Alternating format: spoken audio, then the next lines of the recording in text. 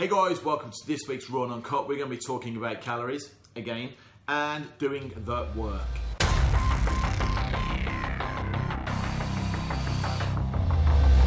So we were just talking about discussions for the Raw and Uncut for this week, and you had some questions asked at you through the speaking group. Seems to be the same questions, yeah.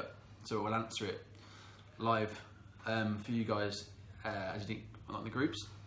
The first one we had, and I get this a lot, is can they save calories? So when you give someone whatever plan they're on, macronutrients, calories, all equals to calories. When you give someone their calories, they say, can I save calories and then blow them at the end of the week? It's a hard one because if I am dieting and if I know I've got a planned night out on a Friday or a Saturday, I'd rather someone plan around it so they can have like calorie cycling. So on the days that they have a low activity day, I tend to tell them to maybe take like 100 off, 200 off when they're doing a low activity. So they're just around the house doing the housework. Usually a Sunday is a prime example. And then days where they're going out on a Friday, they spend a little bit more, like their money. You never spend the same amount of money each day. If you're saving up for something on a weekend or an event, you save a little bit of money during the rest of the week so you can have a little bit more leeway on a Saturday night. But it's not to be confused with someone saving up for a month all their calories and then blowing them on one big night out. That's a different story. So, but as well as if you're going out in the evening meal, so tonight you're going out, you're hitting, what should you mention? I'll give them a plug. What's a good restaurant in Barnstaple? Anyway, if you're going out in Barnstaple for food, and you're going out, I always say look at the menu first. So that you're going to jalapenos. We have got a menu there. Yeah. If you're going to jalapenos and you're not sure what to eat, I always say the learning process is tracking calories. You don't do this for the rest of your life. When you've done the learning process for 3, 4, 5, 6 months, then you can eyeball food. I've got quite good at that now. I eyeball my food and I sort of know what's in it. I can guess what a chicken breast is weighed by the weight of it. So when you go on that process, then before that, you look at the menu and say, tonight I'm going to have steak and chips. You know a restaurant ain't going to be more than like 200 grams of steak. Normally they're tight fucks and didn't give you that much. So let's say 200 grams, 300 grams? 200 grams of steak and chips. I overestimate how much that's going to allow. So let's say you're going to have 900 calories on steak and chips. Then I work backwards. I know my allowance for the day. So I say, all right, I've got 700 calories left for the rest of the day. So that's your allowance up until when you go out.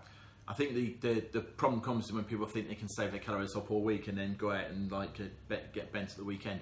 So I think if you are that kind of, look, there are some people who generally don't tend to eat a lot Monday to Thursday, as in like, consume a lot of their calories, because that'll lead us on to another subject in a minute about people who struggle to hit their calories. But Monday to say Friday afternoon, you might just have your breakfast and lunch and you kind of short on your calories, right?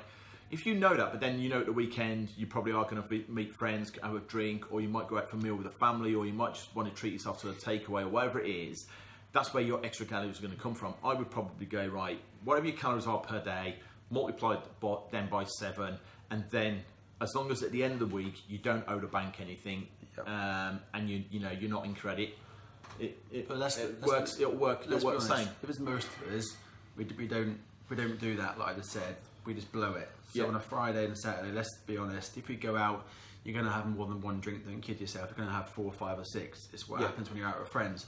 If that does happen, you haven't blown the rest of the week. You haven't blown the next day. If you go on a binge the next day, then you're going to sort of mess the rest of the week up.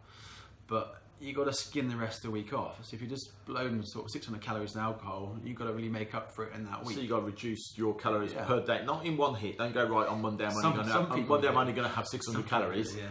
You just knock 100 calories off per day the following week, just to kind of, because you owe the bank. If you think of it that way, you owe the bank 600, so you've got to pay the bank back, and you arrange what that is, whether you're going to pay them back at 100 a day or whether you're going to pay them back at 50 a day. Ultimately, over the course of the month, you should have had a weight drop. The problem comes is when people are like, I want to drop 3-4 pounds a week, and it's not sustainable. If you're the kind of person who is carrying the kind of body fat where your body can sustain a 4, 5, 6 pound body fat drop or a weight drop, then fine. But if you're the person who's just looking to drop, 14 to 20 pounds, then £4, expecting your body to drop 4 or 5 pounds a week is probably unrealistic, and you're probably going to gain it back. So can't hit the calories. We hear this quite a bit where people struggle to hit their calories. Especially when they've cut someone out. So like normally people get their calories from alcohol is the biggest one. And it's usually from the weekend. But when you're on a diet, you tend to sort of cut that crap out. You tend to think, right, to remove the alcohol and then remove the shit food, didn't they? So then they struggle to hit their calories the other way around. So they, for example, let's say you set someone at 1600 calories, they probably, I'm getting a lot of questions saying I'm only hitting 1000 calories. Is that a problem? It's not a problem. You just may get tired and you probably have low recovery rates. Yeah. If you're not getting tired and you're not lethargic and you're getting good recovery, then you don't have to eat anymore. There's no, I know some people disagree with that, and probably some coaches go, nah, you should be eating all your calories, but you shouldn't. If you're not hungry, because at the end of the day, what you don't do is force feed yourself. Some people are eating a mini roll. Someone said a mini roll to get calories up. So it's fine, but you're not hungry, so don't eat. I mean, if you're just eating a mini roll for the sake of it. And you know what? You just hit a point there, because that is that confusion again. That like I have to eat I have to get to my calories. So if my calories are 1500 and I've only like 1100 or 400 owing. Well, in that case, then that bag of crisps has got that in, so I'll net them, and that gives me my calories. No, that's just giving yourself a reason to eat the food that made you gain weight in the first place. So you don't get into that mentality. Nobody ever gained weight from under eating, so it's not going to be a problem. You know what I mean? So we're just doing a little raw and cook. Actually, I'm glad you're here, mate, because hello. I don't think we're going to fit, mate. No, you're not. So. Before we do that, the other thing I want to talk about was doing the work, right? So, doing the work. So, if you are realistic and going like, you know what, I don't seem to be getting a result. I'm watching my calories and doing this and doing that. The chances are you're probably not doing the work. That's not enough exercise, whether that's walking, running, skipping, jumping, lifting weights, swimming, whatever it is. The chances are you're just not burning enough calories, so you've got to do the work. And you need to be honest. If you're doing 2 sessions and you're not really getting where you want to be, then you probably need, because you don't want to keep cutting food, because when you start cutting food and you start missing calories, nobody ever gained weight from under eating, but you will have a lack of energy, you will be lethargic, your metabolism isn't probably going to be as efficient as it normally would be, so you are going to be running really low. And it's going to make you more likely to binge as well. And it's going to make you more likely to binge as well, because you're tired and your body's going, give me energy. So it's really important you hit your calories, but it's really important you be realistic and go, am I really doing enough? And I would say 3 to 4 hours or 3 to 4 times a week, whether that's an hour or whatever, of training is a good starting point. I think, if you're looking to drop significant weight. If you can't, if you're one of those people, I spoke to someone this week who can't get to a gym and they can't work out because they've got a really busy job and they've got a family life. So I always say for them people who have got such a busy lifestyle, then just get a step tracker. Yeah. So if you're like I know my average steps is pretty shit. It's about 6,000 a day. So if I couldn't get to a gym and I couldn't exercise at home because I've got a busy family life, then I'll just make sure I increase my steps to 8,000 or maybe go for 10,000. Or even make the... I guarantee that's like adding 2 cardios a week. Yeah. Just an extra step. Or even make your family life, when you do stuff together as family, make it something active every now and then as well. Yeah, absolutely. So, Matt, in the week we were talking and you wrote up there about support network. Yeah. Can you remember what it was? Yeah, so I had a client come to me a couple of weeks ago, a bit upset and a bit unsure of what sort of direction they were heading in. And they sort of viewed us as we were just their gym. We were just their trainers, we were just their gym. And we're much more than that. We are exactly so. We're a support network, and it's not always about what weights can you lift and how's your food going. It's do you need a hand with life in general. Like we're not just here to coach you through a weight session. And it was just that realization that So what we were basically saying was that it can't always be. We say often, and I always say it to my coaches, if your client comes in and their head is not in the game, and they just for whatever reason they've had a bad day, they've got a lot on their mind. It's better for you to sit with them and have a coffee and just talk and listen to them than it is to go, oh, never mind, leg press. You know what I mean? Because sometimes you're just not in it. You're just not in it. The way I describe it, trainers will try and keep their clients, and they'll try and leak out information along the way to try and keep them. Yeah. I throw all the information at someone, so they get all the information, but then what I become then is a problem solver. So along the way, I'm going to give you all the information, I'm going to tell you what to eat, I'm going to tell you what to do. then that's my job as a trainer done. Now I become a problem solver. So along this journey, you're going to hit problems, you're going to hit speed bumps, whether that be I'm tired, I got an injury, I can't train, family life shit, my friends say I shouldn't work out.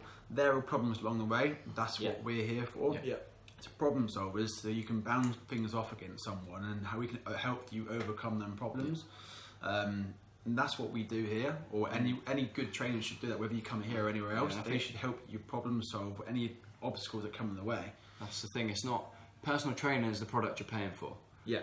We are coaches and people that can help you get through what you need to do to get where you want to be. Regardless of if that's in the gym, with your food, in your brain, with your personal life, whatever it is. We're someone outside of your social norm that you can come and talk to and engage with. We're indifferent. We don't have an opinion on it. We are here to not pass opinion and just listen to you sometimes as well.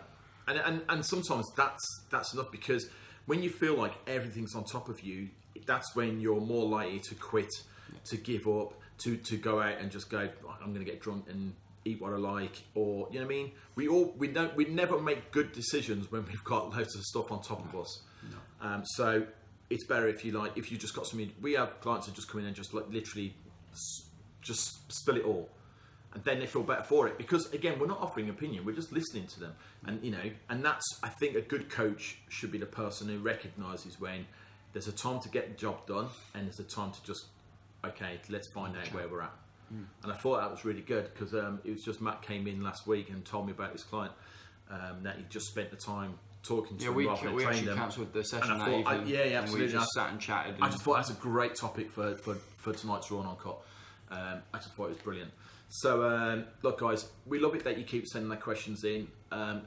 They do tend to be all around calories. Another quick one on calories while I'm there. Go on. Okay, this one bugs me, and my fitness pal need to change this. I'm gonna write to him.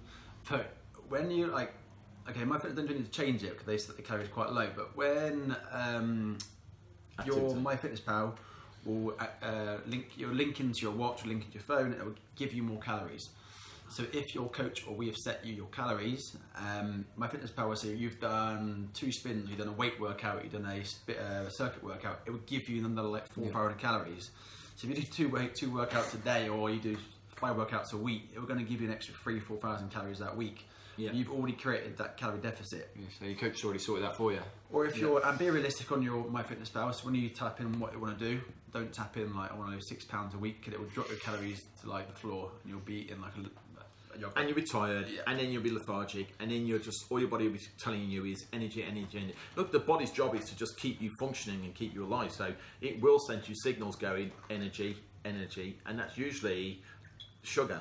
That's usually the thing your body will want, and that's when people will go, or we know when we know our clients aren't eating quite, I've really got a sweet craving. You're like, that's because your body's craving instant sugar. It just wants instant energy. So we know that they just want something to be readily available. They just want something quick. So don't undereat. Calorie cycle if you want to. So work out your calories over the 7 days and calorie cycle them. Do the work. Put the effort in. Make sure. Be honest with yourself. Am I doing what I can do at this point? Can I do any more? If you can, awesome. If you struggle to fit exercise in, get up a bit earlier. It's as simple as that. Maybe get up a bit early and do some exercise, go for a walk, whatever it is. And I was just going to hold it in on camera. And just don't forget that it can't always be about the training, the calories, the exercise, the goals, the aim. Sometimes every now and again, shit's going to get all on top of you, and you just have to. And that's when you have to step out and kind of go, okay. Otherwise, if you just ignore, you'll just collapse, and it'll all fall in, and then you're back to square one. Right, Alan. All right, Alan. Brilliant. Someone called me Alan Sugar today. Not with looks, wasn't it? With looks. I think it's this, isn't it? I think it's not a real beard, is it? Point your finger like do it. All right, Mr. Beardy.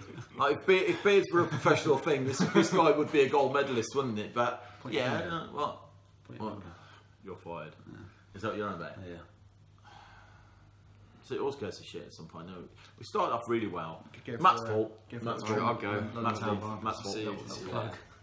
Anyway, guys, have a great weekend. We will see you all next week on the next episode of Raw and Uncut. Keep sending your questions. Take a weekend. See ya. We all know about patterns. This one's a crazy pattern. This pattern been cracked from dragons, give you the heat like a ring on Saturn. This pattern goes round and round. This pattern gonna fake that sound. This pattern double up at the top. It's never gonna stop, man. It takes you down.